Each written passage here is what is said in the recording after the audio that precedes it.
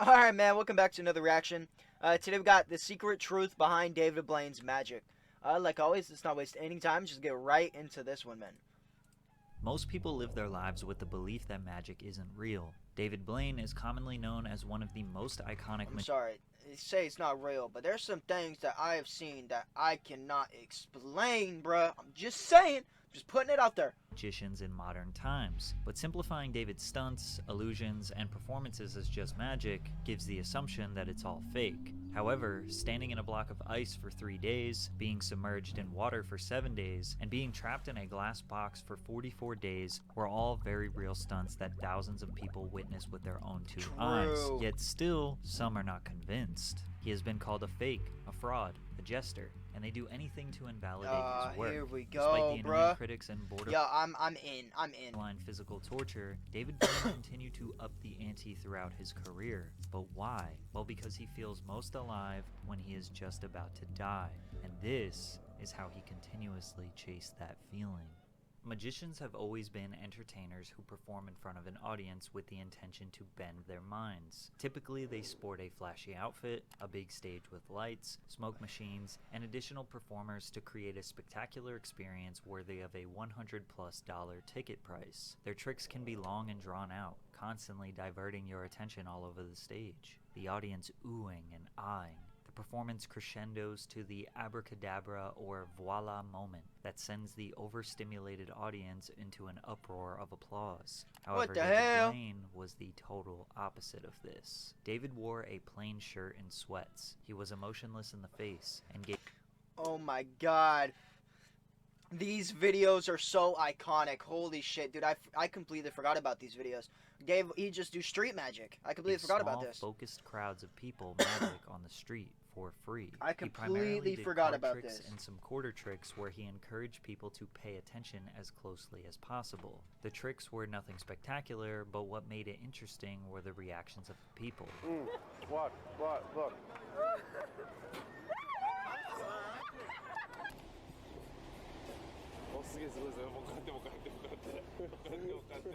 Go ahead, turn your hand over. Blaine performed for all walks of life, Dude, this all is races, so cool. all ages. Wait one sec. Just gotta make sure it's in 1080. Alright, we're good. And the outcome was always the same, being utterly confused or shocked by something they saw with their own two eyes. The fuck His just simplistic happened, bro? approach made other magicians hate him. When Blaine landed his first primetime television show on ABC in 1997, he was immediately met with criticism. A New York Times article was released that insinuated the virtually unknown street magician was only given a special because he had friends in some very high places. One professional magician insisted Blaine's best tricks could be found for about $30 at a Times Square magic shop. Ian Swiss, you a did magician not and columnist, you did not just hit David Blaine with a this is about a $30 magic trick, man. For Genie Magic magazine said, his only skill is removing money from a wallet and handing it to a person behind the counter. Swiss asserted that ABC executives had the wool pulled over their eyes. It also didn't help that in his first major interview on Conan, he was so nervous he messed up his card trick. His first mistake was when he made this extremely choppy pass. You can see him move the deck from back to front. Then he attempts to do a double lift, which is when he grabs 2 cards and makes you think he only grabbed 1, but he struggled while trying to grab 2. Luckily he recovered, and most people would never notice the errors. Blaine had no interest in addressing the criticism. Wait, what? Dude, I would have never even picked up on any of that. I guess this one? You can see him move the deck from back to front. Then he attempts to do a double lift, which is when he grabs 2 cards and makes you think he only grabbed 1, but he struggled while trying to grab 2. Luckily he recovered, and most people would never notice the errors. Blaine had no interest in I didn't notice anything. criticism. They were likely just hating on him, and he simply wanted to make magic accessible to as many people as possible. David was inspired by the great Harry Houdini, who brought magic to people on the streets. Plus, we have the benefit of hindsight now, and we— Wait, how come I know Houdini, but I don't know Is that where the name Houdini came from? Is from Harry Houdini? Know that the traditional magic show aged like milk, and street performances or interviews is a format that remains extremely relevant 25 years later on True. TikTok, the #1 app in the world. However, card tricks were not enough to keep David going. He wanted to push himself to greater limits, put his life on the line to prove he is truly one of a kind, which led to his first major public stunt, being buried alive for a week straight. Jesus Harry Houdini Christ. actually performed at least 3 variations of the stunt during his career. David was mesmerized by a poster of the final version of this stunt that Houdini never got to complete due to his early death. Houdini was going to escape after being strapped in a straitjacket, sealed in a casket, and then buried in a large tank filled with sand. So I love that poster since I was a kid. It's like in the magic How books, does- you see that poster. Initially, his friend and founder of the Dude, how would that even... See, like, this is why I love this, because these tricks are like, alright, that... Like, how? How? I just want to know how. Please someone explain to me fucking how. Like, how? I just want to know Conjuring how. Arts Research Center, Bill Kalush, We're 5 minutes in, and I'm already like, how? Like, what the fuck? suggested that Blaine fake the stunt and discreetly sneak out of the coffin, then return a month later before the resurrection. But Damn, Blaine what had the no hell? interest in faking. So Yeah. he bought a casket, put it in his living room, and practiced sleeping in it. Then he practiced fasting for multiple days. He said he was able to do this for 4 days straight with no problem. So his goal was 1 week, buried alive in a glass casket so anyone could come and watch him. On April 5th, 1999, the 45th President of the United States, Donald Trump, gave the final send-off as David Blaine entered the see-through Wait, what? Donald Trump, before he was president, gave the send-off? Bro, what? Dude, that's legendary. casket so anyone could come and watch him. On April 5th, 1999, the 45th President of the United States, Donald Trump, gave the final send-off as David Blaine That's entered actually the sick. see-through coffin that also had 6 tons of water on top.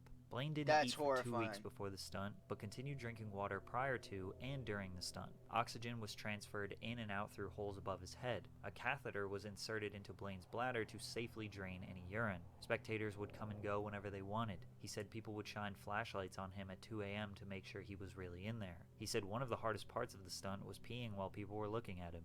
I suffered a little in here for this week, but I saw something truly incredible. People all gathered together smiling, and that made all of this worth it. Critics said that he had Wow. a trap door on the side of the coffin that led to another secret underground room with more space, food, and magazines to keep him entertained while a body double took his place inside the coffin. They often pointed to the water being on top as unnecessary and was only there to distort people's vision so they Ooh, the water there, that's...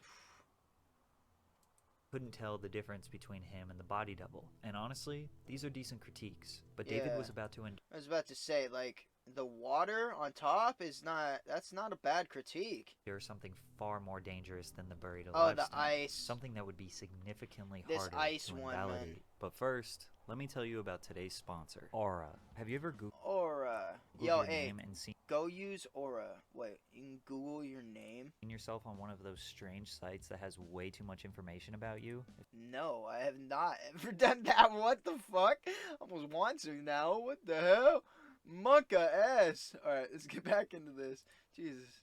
In a block of ice in the middle of time to start your 2-week free trial. Link in the description. Thanks, Aura. In the year 2000, Blaine set out to remain frozen in a block of ice in the middle of Times Square for 72 hours. After training for a year with ice-cold water, Blaine believed he was ready to endure a stunt he called Frozen in Time. Lightly dressed in a long-sleeve t-shirt, some pants, and a beanie, Blaine began shivering. He talked about this, on like a pod. I can't remember where I watched it. He talked about how, fucking, oh God, what did he say? I can't even remember, but he talked about this a little bit on one of the podcasts. As I blocks watched. of ice were placed around him. A tube supplied him with air and water, while his urine was removed with another tube. The ice was transparent and resting on an elevated platform to show that he was actually inside the ice the entire time. During the stunt, Blaine couldn't sleep because touching the Oh ice yeah, with yeah, any yeah. He was talking about how he couldn't touch it because his skin would freeze to it. If you touch obviously dry skin against ice, your skin freezes to it and gets stuck to it. And also he talked about how he had insane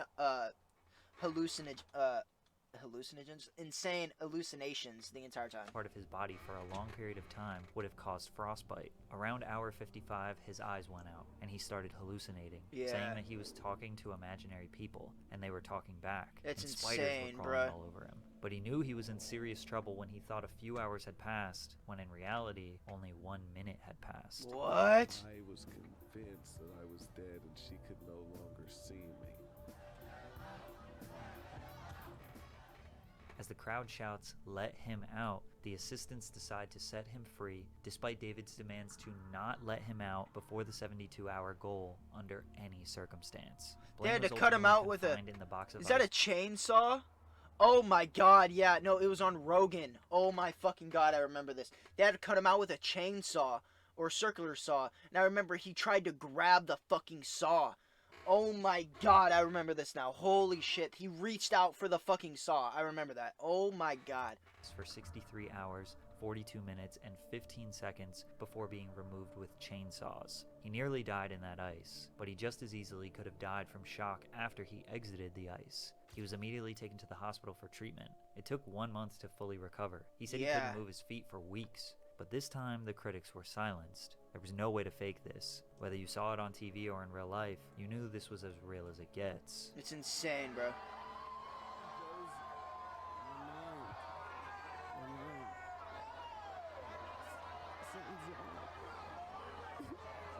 David told himself that he would never attempt a stunt of this difficulty in the future, but his yearning to face death would creep up again just 2 years later. Blaine swallowed a live snake and fantasized about... Wait, what in the fuck? I know about him swallowing frogs and I don't know if he swallowed fish, but like he talked about how he can make like, if he drinks enough water, he can keep the temperature in his stomach well enough to make like a little aquarium for frogs, which is absolutely insane. But dude, a snake? Doing you-know-what from the Brooklyn Bridge, or dangling from a skyscraper. Nothing was too risky for him, and each stunt had an increased amount of danger to keep it interesting. Vertigo, which accompanied an hour-long film, was extremely risky, but also beautifully artistic. In the middle of Manhattan, Blaine stood atop a 2-foot-wide pillar nearly 10 stories tall in New York City for 2 days and 2 nights, with no food, no water, no sleep, and nothing to sit or lean on. Homie, what in the fuck? I didn't know about this. This is one of his most underrated performances. Yeah. 99.99% of us could not even stand for 35 hours straight. Yeah, that's insane, bro. This is by far, that's insane, bro. What in the fuck? You can't even lose your balance. You can't even, like, get tired for a second and lean forward, because then you're, oh my god. Let alone being 100 feet in the air, constantly battling the wind. There was no safety net or precautions set in place in case he fell, but the beautiful part about this stunt was its impact on the people. Thousands of New Yorkers halted their hectic and strenuous lives just to look up at David. I think one of the most profound things you could do in Midtown Manhattan is stand still, let alone for any length of time. You know, to stand still for hours upon hours, a day and a half in fact. This is a profound gesture for New York right now. As David put his mind and body on the line, he began hallucinating, which caused the buildings and structures around him to look like animal heads. Then, at the last hour, David jumped off the pillar, not on a cushy airbag, but rather a pile of empty cardboard boxes, and he somehow executed the jump perfectly. Bro, David was what? not just some lunatic adrenaline junkie. He was a performance artist who sacrificed his well-being for your entertainment. He even refused to get into personal relationships. I know that if I had kids, I wouldn't want to put them through the feeling that their father's in danger, which is why I am reluctant to get into a relationship and think about that right now. This led Damn. to so many people wondering why. Why is he constantly putting his life on the line? Is it really for the sake of... He's an alien. I'm gonna say it right now. Hey, and let's be real. It almost comes full circle because Trump had the first send-off for his first big one. It almost comes full circle now. You know what I'm saying? Magic? Well, the motivation behind all of David's stunts is actually much darker than we thought. And we learned this while he was preparing for his 2003 stunt, Above the Below, where he'd be confined in a 3 feet by 7 feet by 7 feet transparent plexiglass box suspended 30 feet in the air in the middle of London. His goal was to stay in this box for over a month. I also consider it something that, for me, is like the ultimate truth. When you live with nothing, There's no distractions. You're just there as you are, struggling. I think that's the purest state you can be in. Blaine later Wow. expressed how he loved the idea of death and hated life. So these stunts really Okay, make me that's- feel great, and I love making people watch suffering because I had to watch it my whole life. Watch people I loved and were close to deteriorate and die. I saw everybody I knew, my mother, my father, drop dead. I feel the most alive when I'm going through these experiences. That was pretty dark. There isn't much information. Yeah, that was. That. I like how Patrick shows his face for the first time in 12 minutes to clarify that was pretty dark. Yeah, that was. Whoo.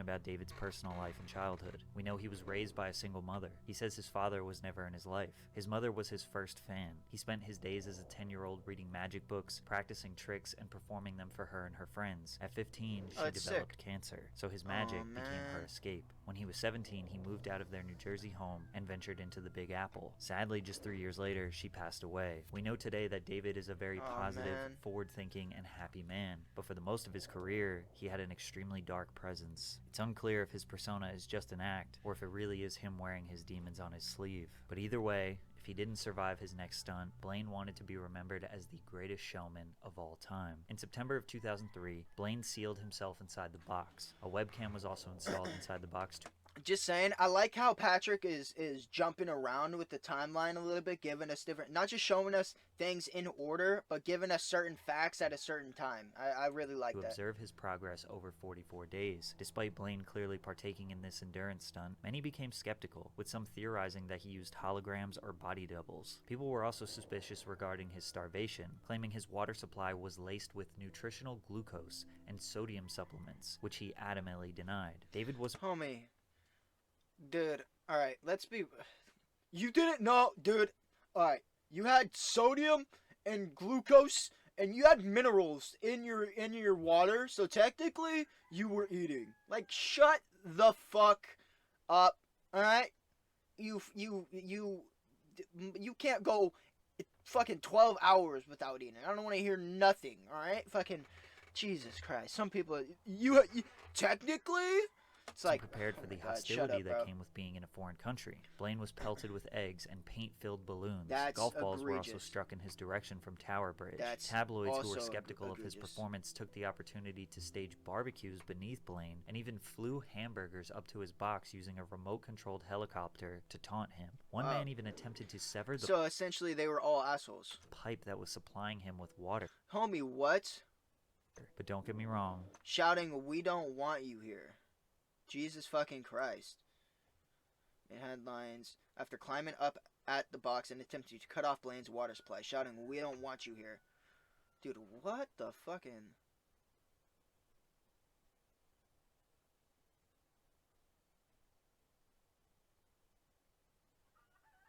pipe that was supplying him with water. But don't get me wrong, the support definitely outshined the hate, and they kept his spirits high until the stunt eventually ended Good, after man, like- 44 days. Some people are just egregious. One of the most important experiences 44 days? Is that what he just fucking said? in my life. David works closely with scientists and health professionals to study the human body through his performances. A lot of the time, they end up with more questions than answers. The New England Journal of Medicine published a paper documenting his 44-day fast and stating his refeeding process was perhaps the most dangerous part of the stunt. Blaine Well, yeah, only you drank gotta- distilled water during his time in the box. The water lacked important minerals or vitamins. In the hospital, he was injected with an IV to replenish his system. However, his If you body do it- almost went into shock. Yeah, which if you do it too fast, that's one thing about, like, if you're dehydrated and you try to rehydrate someone too fast or give them too much water too fast, their body will almost reject it and go into shock from it. Same thing with, like, if you're eating, if you're, like, starving or you know, really hungry and you try to eat too much, you'll 100% throw it up. nearly It's just what, killed him. and that's actually not, I'm pretty sure that's just because over the eating thing, I think that's just because over time your stomach has gotten smaller, and then when you put too much food in it, you overfill it, and then it, you know, that's what you pick up. I'm not 100% sure on the food thing. The study reported that he lost 24.5 kilograms or 54 pounds, which was 25% of his original body weight, and his body Jesus. mass index dropped from 29 to 21.6. 25%? Ironically, though, it was David's biggest failure that got him the most attention. His failure came from attempting to break the world record for holding his breath underwater. As a young magician, I was obsessed with Houdini and his underwater challenges. So I began early on competing against the other kids. By the time I was a teenager, I was able to hold my breath for 3 minutes and 30 seconds. I would later find out that was Houdini's personal record. To grasp how long he could realistically hold his breath, Blaine met with a top neurosurgeon who informed Blaine that anything over 6 minutes could have the risk of hypoxic brain damage. He took this as a challenge. Wait, isn't there like motherfuckers that like do like spear fishing and with no gear and they have to hold their breath for like hella long, like 10 minutes plus? I swear to God, I watched a video on that. Began researching pearl divers and discovered They're like a various tribe? aspects of freediving. The first thing that he Yeah, learned here is we when go. you're holding your breath, you should never move because that wastes energy and depletes oxygen since physical movement builds up CO2 in your blood. He also learned how to purge, which is when you repeatedly blow air in and out rapidly. After a while, you get lightheaded and start feeling tingly because you're ridding your body of CO2, making it easier to hold your breath. For months, he did this every morning. I would wake up and hold my breath for 48 minutes out of the course of every hour. I'd breathe for a minute, hold my breath for 5 minutes immediately after, and then right after that, breathe a minute, hold for 6 minutes, and keep going for all the way up to an hour. In that process, your CO2 levels become so high, your body has to work like a marathon runner to get rid of it. By the end, his brain Wait. How long was he holding his breath? What? was completely fried and suffered awful migraines. He also lost 50 pounds in 3 months when he learned that the thinner he was, the longer he could hold his breath. By eating so well Wow. and training hard, his resting heart rate dropped to 38 beats per minute, which is lower than most Olympic athletes. Blaine figured he could place a water tank at Lincoln Center in New York City, and if he stayed there a week without eating, he would get comfortable in that environment, ultimately slowing down his metabolism, which would help him hold his breath for longer. But he was wrong. Blaine entered the Sphere for a week before the scheduled air date, but producers confronted him and told him that just watching somebody holding their breath and almost drowning would be too boring for television. In response, Blaine added handcuffs, which he planned Homie, what? Just watching someone hold their breath? Dude, alright, whoever made that decision is a fucking idiot, bro. Like, Blaine's response should have been, oh, okay, then how about they go in and try to hold their breath for that long and see how well they fucking do. Like, what are you talking about, bro? Oh, holding your breath in water, not breathing isn't enough. Nope, not breathing is enough. It's not enough of a attraction to not breathe. Like, what the fuck are we talking about, bro? Are you kidding me? just watching somebody That's holding so their breath egregious, and man. almost drowning would be too boring for television. Yeah, In what the response, fuck are they Blaine talking added about? handcuffs, which he planned to escape from. I'll have to escape from all these chains, and if not, I will drown, and the world will see something pretty insane. Blaine was submerged underwater and remained there for 7 days while attached to a breathing apparatus. He underestimated how painful his hands would be after they shriveled up. When 7 days had passed, Blaine attached the chains and handcuffs, removed Oh no, dude, this is gonna fuck up his hands. his oxygen 100%. tube, and then attempted to escape while holding his breath for longer than anyone in recorded history. However, because of the movement, Blaine was wasting oxygen. After he Yeah. passed the 7-minute threshold, Yeah, the movement that they were talking about in the beginning. Plus, I'm sure his hands are fucking gonna be so fucked up. You saw how shriveled his hands were. Now he's gotta touch things or grab things. I bet just running your hand over that probably just peels the skin right off, man. Oh my god, dude, fuck. he began having convulsions and gradually blacked out. Kirk Crack, his trainer and a diving expert, sent divers to release him and pull him from the tank. He failed to beat the record, and doubters all over the world celebrated his defeat. But he allowed researchers at Yale to examine him after the stunt to see what they could learn about how the body responds to an underwater environment, which he saw as a big victory. Now faced with a failure, he's more so people than insane. ever were tuned in and wanted to see what he had in store. So he got in contact with Oprah and announced he wanted to up the ante on her show. He wanted to hold his breath longer than any human in recorded history, which was set at 13 minutes at the time. Oprah gave Blaine 4 months to prepare and train, and in those 4 months, someone came and actually upped the record to 16 and a half minutes. And we know that David takes his training very seriously, but when it came time to do this stunt, things started going wrong. Blaine wanted to do the challenge face down, floating on the pool, but for TV, they wanted him to be upright so they could see his face. The other problem was that the suit was so buoyant.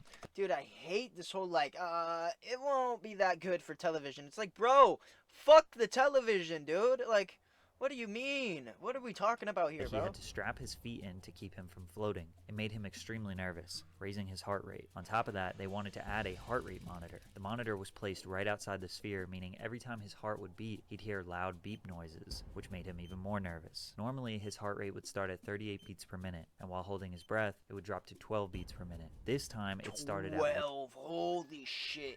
12 beats per minute. 120 beats, and it never went down. He became more nervous, increasing his heart rate up to 150 beats. At 8 minutes, he was 100% certain he would not be able to complete the mission. For the sake of Oprah's show and his unwillingness to fail, he would fight until he blacked out. At minute 12, he started to have ringing in his ears, and simultaneously, his arm began to go numb. He was showing signs of a heart attack. At 13 minutes, he started feeling pains all over his chest. Oh my god, that's terrifying, bro. At 15 minutes, he was suffering major O2 deprivation to the heart. His heartbeat would go from 120 to 50, to 150 to 40, to 20 to 150 again. At 16 minutes, Blaine cautiously slid his feet out of the straps to make it easier for the rescuers to take him out if he suffered a heart attack. Then suddenly, he heard screaming. He realized he had just made it to 1632 and broke the record, so with the energy of everybody that was there, he kept pushing, and he went for 17 minutes and 4 seconds. That's Live on insane. Oprah, he broke a world record, which got him middle-aged woman level fame. David Blaine was known all around the world. Really, bro? You ain't gotta hit him with middle-aged woman level fame. Come on, bro. He broke a world record, which got him middle-aged woman level fame. David Blaine was known all around the world, and he started to get cocky, which led to easily his worst stunt ever. Oh, In September no. 2008, Blaine announced his Upside Down Man performance. Blaine aimed to hang upside down from a crane for 60 hours without food or sleep for the entire 2.5 weeks. 60 hours upside down? Wait. Doesn't that like, if you hang upside down for too long, the blood rushes into your brain and then causes something to happen that's not good. I know that. So that 60 hours is way too long, bro. Days. I know just a couple hours of being upside down. Doctors would be present to monitor Blaine throughout the stunt, but warned that increased blood pressure raised the risk of stroke or blindness, while gravity could restrict the blood flow to his lower extremities. Come Well, yeah, September obviously, 22nd, we know Blaine that began blood the doesn't stunt, get up there. wearing a safety harness attached to a crossbar. He dangled by his feet from a large steel scaffold hanging over New York Central Park. However, early into the stunt, bystanders began emailing news sources claiming Blaine wasn't hanging upside down as suggested. About once an hour, he has to come down for a medical check, to stretch, and to relieve himself. He rested by standing on a platform for 10 minutes per hour before being hoisted back up. The frequent breaks he took where he was seen standing upright caused people to say he was cheating. Blaine continued with the stunt despite the negative reception, but it got even worse. On the final day of the stunt, thousands of fans came to witness Blaine's dive of death, which he said would be the coolest thing he's ever done if everything were to go as planned. Wait, Blaine what? planned to end his 60-hour stint hanging upside down with a 44-foot plunge to the ground, but the scheduled finale was interrupted by a 15-minute delay. The anticipation built. Nobody knew what was going to happen, but it was being hyped up. In that time, Blaine claimed the wind picked up, and producers of his TV special advised him against the spectacular ending. He eventually just jumped.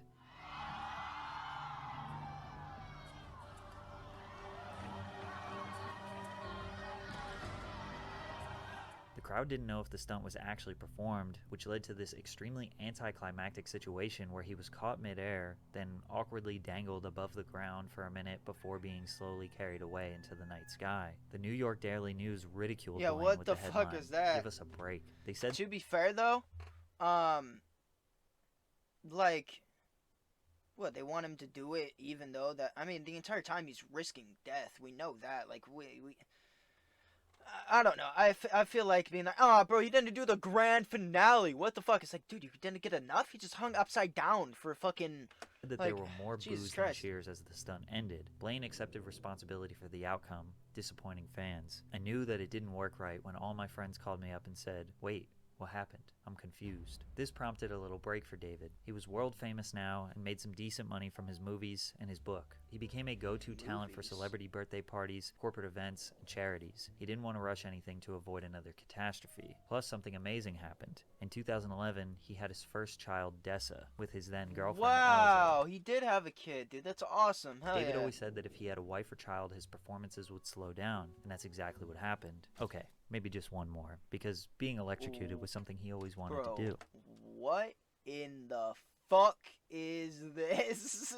This is the thumbnail, but like, I didn't think this was actually true. What is this, homie?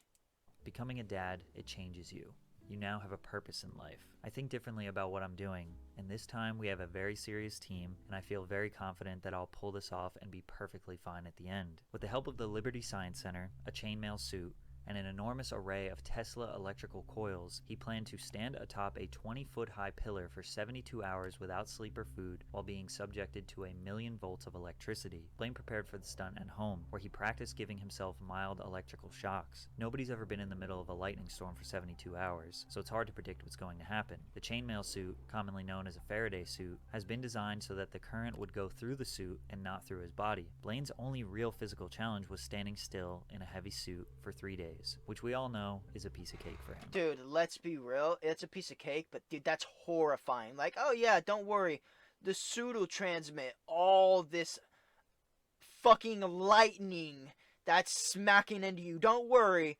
Like, not one little volt's gonna get through and get you like, oh, hell no, dog. He did suffer a little zap during the event. Oh, what was that? But he recovered very quickly. Woo! Although the stunt looked incredibly dangerous, it was more of a visual art piece than an insane endurance stunt, especially compared to his previous work. Yeah, dude, the that's event was so broadcasted cool. live on YouTube. It really is so cool, but holy fuck, that's like terrifying. Titled Electrified. Viewers located in London, Electrified? Beijing, Tokyo, and Sydney had the opportunity to take turns controlling which of the 7 coils were turned on and at what intensity. They could also play music by producing different notes from the coils. The event had various entertainers and gave off the vibe of a festival or a big party. Everything went It's as cool, planned, dude. and Blaine completed the stunt after spending 3 days and 3 nights standing in the middle of 1,000,000 volts of electric currents at New York's Pier 54. Afterwards, he could walk with assistants, speak, and engage with others before being taken to a hospital to be examined. David successfully cheated death on multiple different stunts for 15 years. It was time to go back to his roots. In 2013, Blaine starred in a 90-minute ABC television special titled David Blaine, Real or Magic. He ventured across America from New York to Los Angeles and visited tons of A-list celebrities like Robert De Niro, Jamie Foxx, Ricky Gervais, Katy Perry, Kanye West, Michael Phelps, President George W. Bush, among many others. In 2016, he had another special titled Beyond Magic. It followed the same formula as the last and featured another wide range of celebrities. Oh, it's Funny sick. enough, it was these clips that made the rounds on Honestly, yeah, I was literally about to say all the clips that we're watching. These are probably the ones that I've seen, social media that but haven't like I've just seen the clips. Didn't watch the actual movie though. made him extremely famous to Gen Z. Yeah. They probably don't even know him from his performance art, but rather his sticking Dude, a needle through that's- his arm or putting an ice pick through his hand. By the way, both of these tricks aren't really tricks. He just performed it so many times until he built up enough scar tissue so he wouldn't bleed. Same thing with him eating It's glass. insane. There's no trick. He is just eating glass. Oh, and making frogs magically appear out of his mouth? Well, he has to fast for 36 hours, so he has no Yeah. food digesting in his system. Then Drink he drinks hella multiple water. gallons of water Yeah. so the frogs have a safe place to live in his stomach. He swallows them. He can keep them there for as long as 3 hours while he does other things. Then he can force them up his esophagus and freak out his audience as they come out of It's his so mouth. crazy, his final bro. stunt in 2020 consisted of him strapping his hand to a cluster of 52 helium-filled balloons using a harness. He ascended nearly 25,000 feet into the sky before he released the balloons and free fell for a couple of seconds before deploying a parachute to slow his descent. Easily the most beautiful visual performance he has Wow, ever created, it and really it was all is, man. dedicated to his daughter. At one point, the world was convinced we were going to watch David Blaine die performing. He probably thought he would too. It seems like he wouldn't have even cared, as long as he secured his legacy as the greatest performer of all time. Now he has a daughter to take care of, and a mission to keep magic alive. He has inspired a whole new generation Hell of yeah, magicians bro. on TikTok. I feel like I am constantly seeing people perform magic tricks on the For You page. And if you think about it, Mr. Beast has used David Blaine's formula to become successful. Buried alive, starving himself, 24 hours. Wow, he has. Oh, wow. That's crazy. And ice. However, Mr. Beast is pretty transparent about it being for views, money, Yeah. and entertainment rather than straight up endurance art. It's sad that many people still to this day do not see the greatness in David's career. They try to find anything to negate the validity of his performances. It's like a constant puzzle they feel like they need to figure out. As we all know, magicians never reveal their secrets. And the real secret is how So we'll never, we really will never know. But honestly, I feel like a lot of it is him just like putting himself through, just going through it. You know what I'm saying? David survived his performances throughout the years. I'm not sure how, but I'm really glad he did. So am I, man. Dude, that was such a good video, man. That was such a great fucking video. Like always. Goddamn. Yo, hey, if you haven't subscribed to Patrickcc, make sure to go do that right now, man. Goddamn. What an absolute motherfucking banger of a video, man. Goddamn.